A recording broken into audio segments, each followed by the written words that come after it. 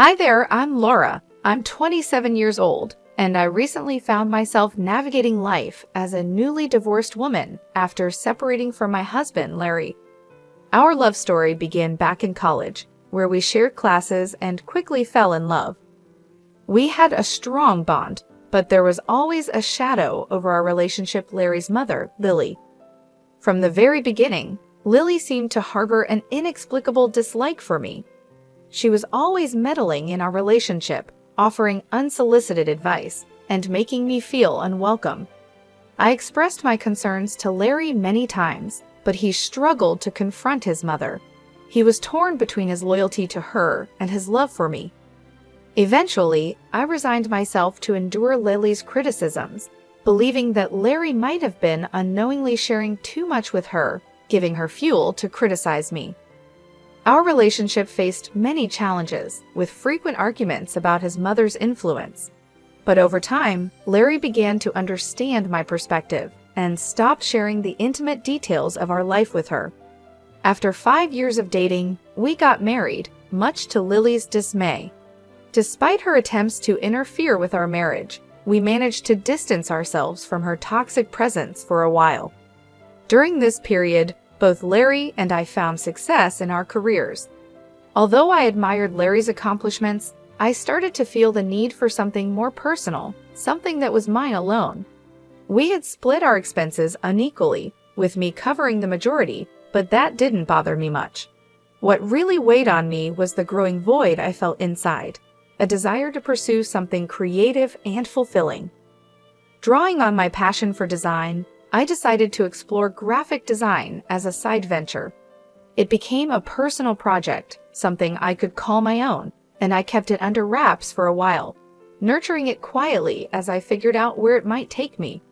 I decided to take a leap of faith and enrolled in graphic design courses, investing in equipment without Larry's knowledge.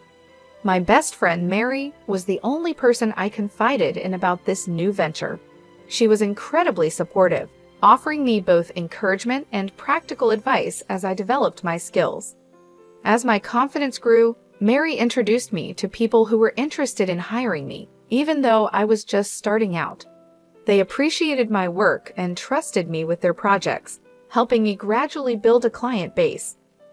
This new source of income made a big difference in our lives. It eased the financial pressures we were facing and allowed Larry and me to enjoy a more comfortable lifestyle. With each paycheck, I saved a portion, dreaming of surprising Larry with something special as a token of my appreciation for his support. However, I hadn't mentioned any of this to him yet, and every time I thought about bringing it up, it seemed like he was avoiding serious conversations.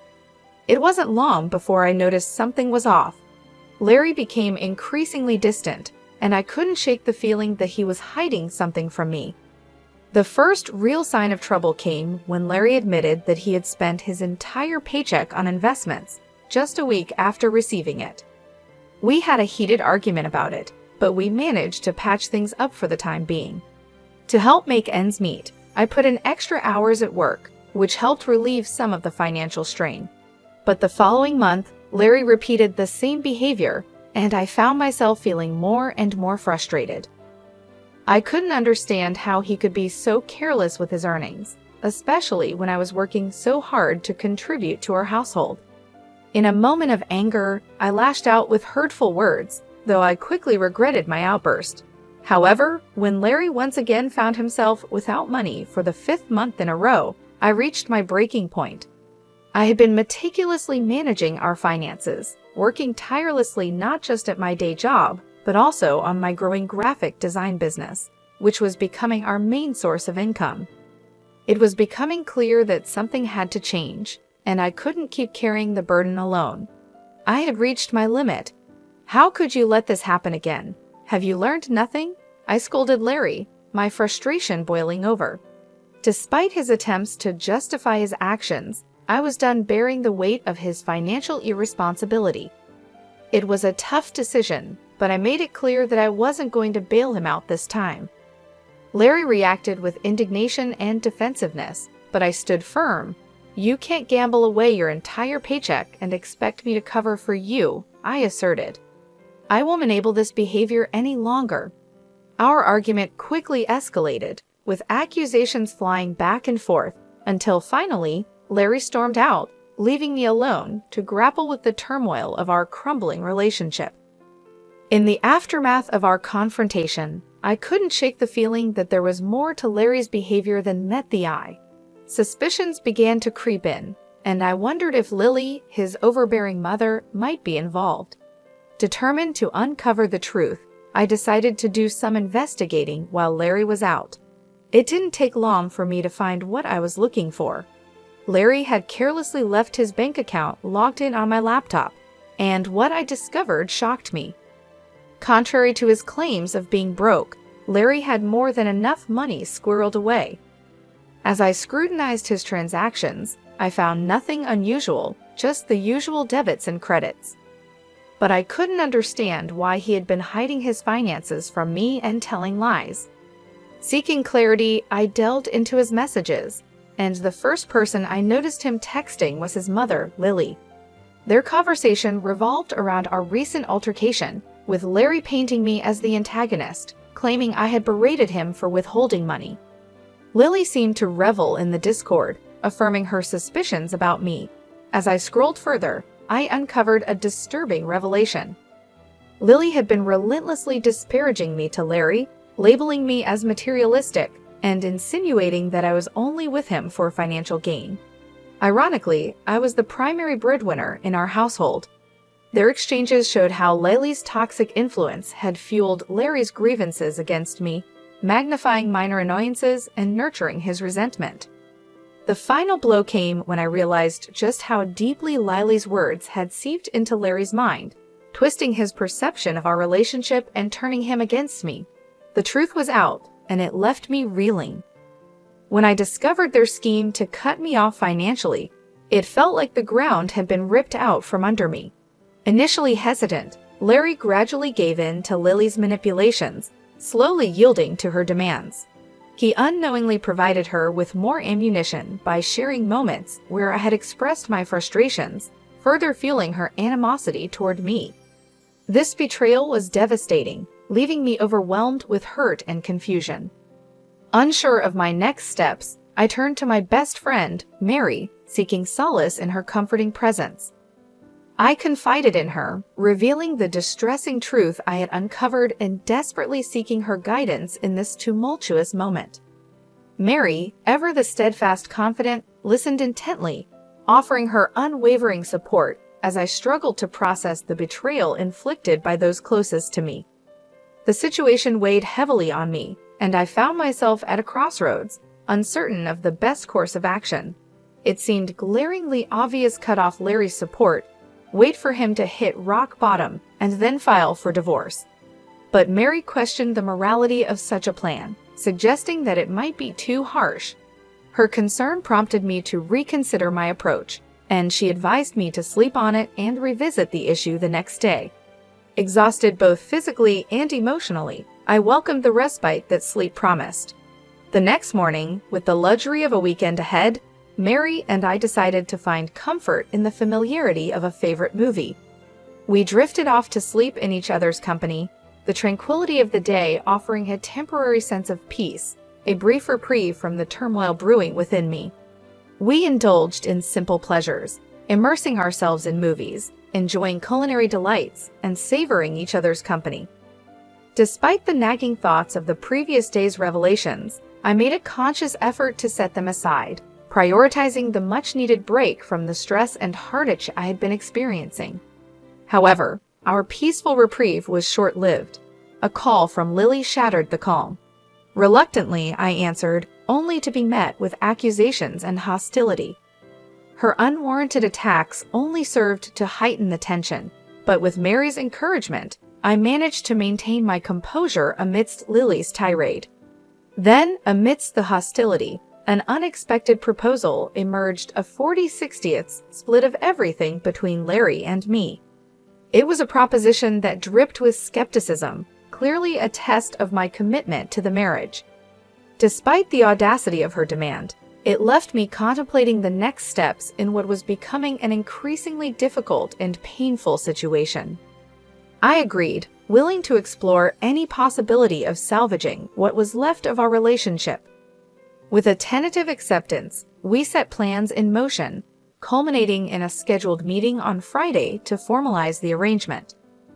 Despite the lingering uncertainty, I resolved to face the challenge head-on, armed with newfound determination to navigate the tumultuous waters ahead. I was stunned by the turn my marriage had taken, caught between disbelief and seething anger. How could Lily brand me a gold digger? And how could Larry stand by and allow such an accusation? I had stood by him through thick and thin, supporting his endeavors even when they led to losses. I had covered for him when he lied and shouldered the burden of our shared responsibilities, all while keeping my own side hustle a secret, waiting for the right moment to reveal it. When I shared the details with Mary, her smile hinted at the brilliance of the plan. Splitting everything evenly would leave Larry with little to fall back on, given his lack of awareness about my additional income. I had initially hoped to surprise him with a lavish gift once my side venture gained traction, but now I was simply grateful to have it as a safety net. Friday arrived quickly, and Mary accompanied me for support. When we arrived home, we found Lily, Larry, and a lawyer already there, finalizing the contract. Ignoring Larry's silent plea for privacy, I approached Lily and demanded to review the terms.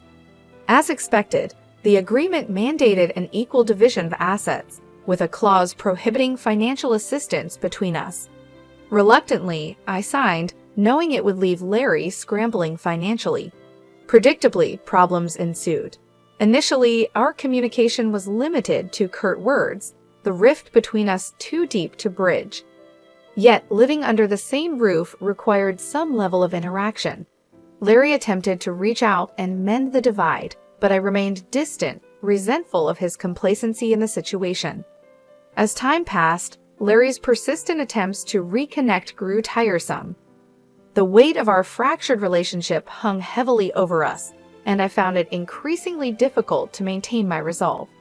Despite everything, the reality of our situation was sinking in, and I knew that the path forward would not be easy. I eventually gave in.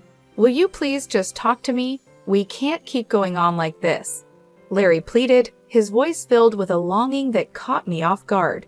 It was jarring to hear him express how much he missed our connection, especially after he had willingly signed away our financial unity. "What do you want me to say, Larry?" I retorted, my frustration clear.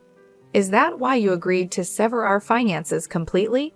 His silence was deafening, revealing the deep divide between us as we stood at the brink of our shattered marriage. I struggled with the weight of our choices, unsure if reconciliation was even possible. "I just need to know where your loyalty lies, Laura," Larry implored. "Despite all the issues caused by your mother, you still choose to side with her.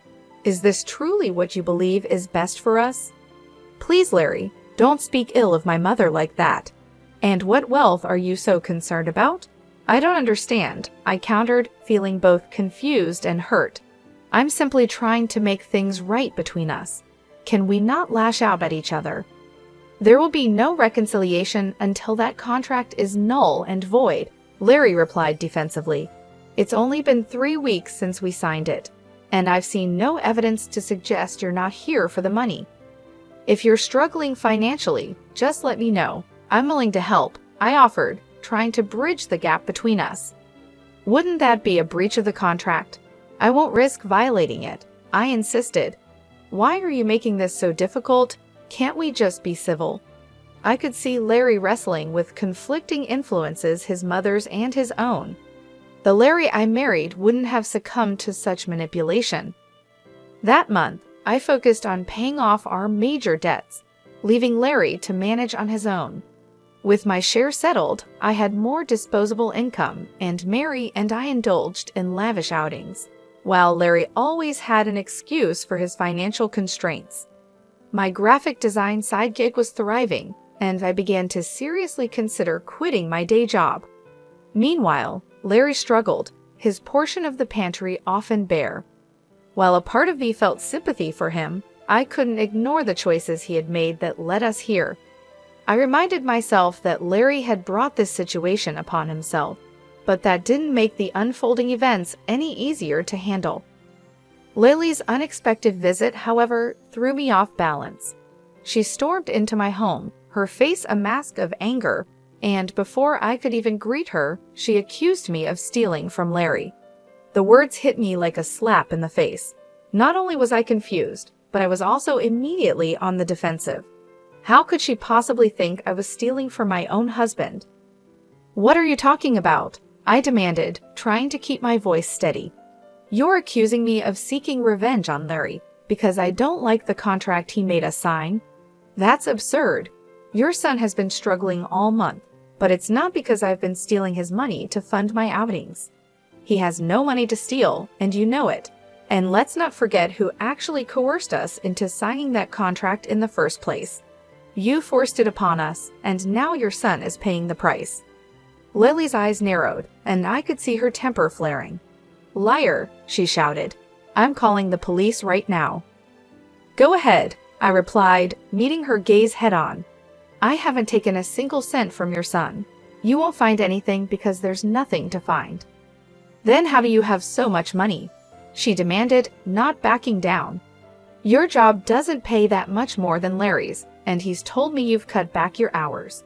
So where's all this money coming from?" I took a deep breath, deciding that now was the time to lay it all out.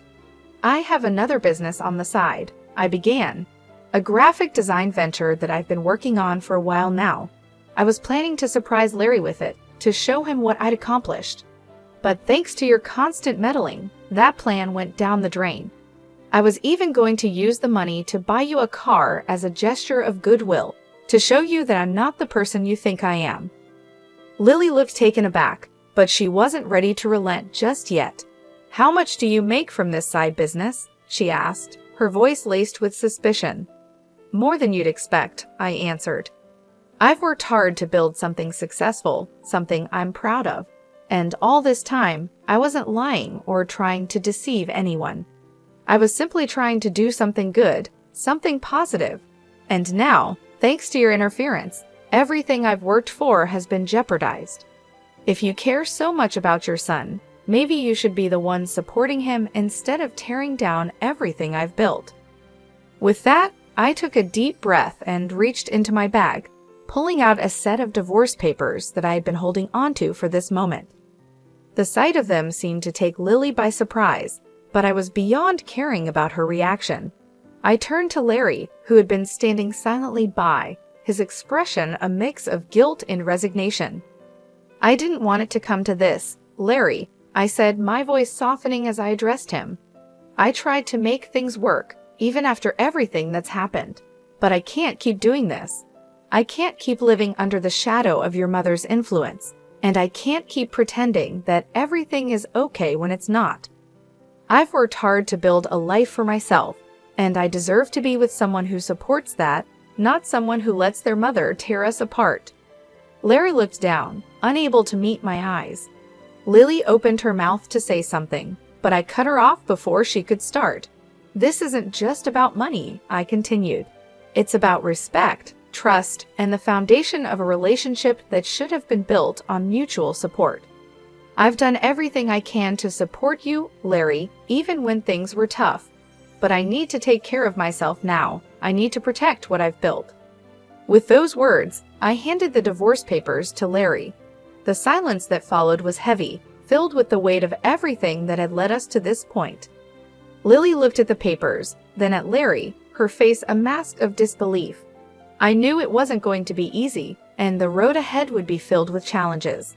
But I also knew that I couldn't keep sacrificing my own happiness and well-being for the sake of a relationship that was no longer healthy. As I turned to leave, I felt a sense of finality, but also a sense of relief. I had taken the steps I needed to protect myself, and now it was time to move forward. Whatever the future held, I was ready to face it on my own terms, with the knowledge that I had done everything I could to make things right.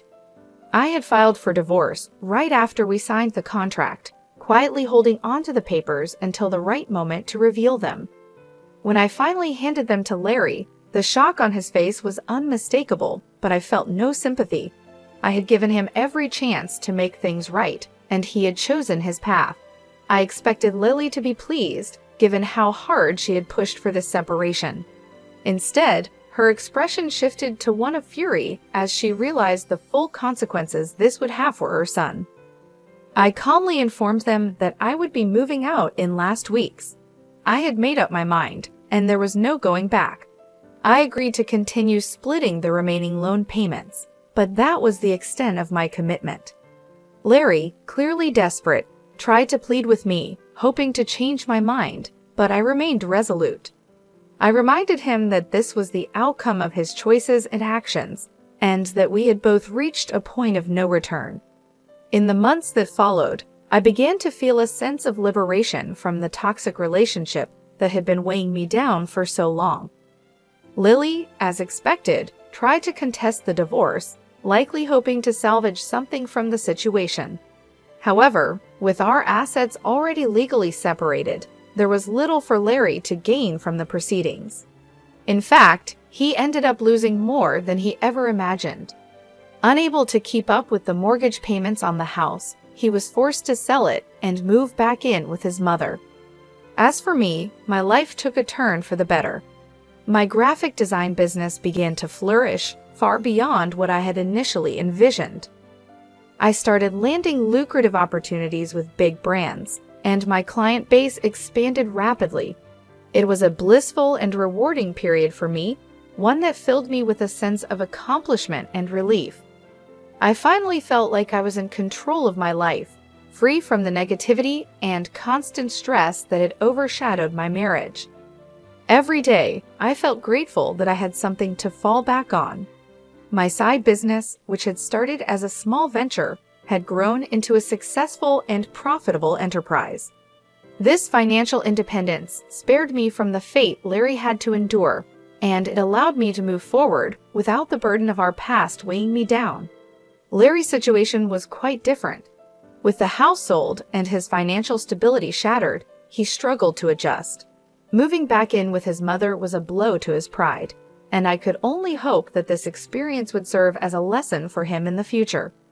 Perhaps he would learn the importance of responsibility, trust, and the consequences of allowing others to manipulate his decisions.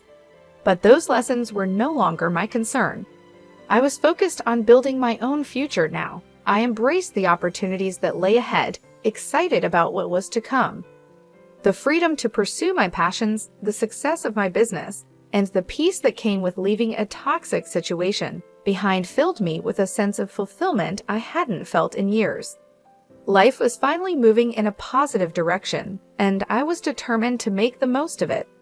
I surrounded myself with supportive friends, like Mary, who had stood by me through thick and thin. Together, we celebrated the small victories and the big achievements, knowing that this new chapter in my life was just the beginning. Looking back, I realized how far I had come and how much I had grown. The painful experiences of the past had shaped me into a stronger, more resilient person. I was no longer the woman who had been manipulated and overshadowed by others. I was now someone who knew her worth, who understood the value of independence, and who was ready to take on the world with confidence. The future was bright, and I was ready to face it with open arms. No longer burdened by the mistakes and betrayals of the past, I was free to pursue my dreams and live life on my own terms. And that, more than anything, was the most rewarding part of this entire journey.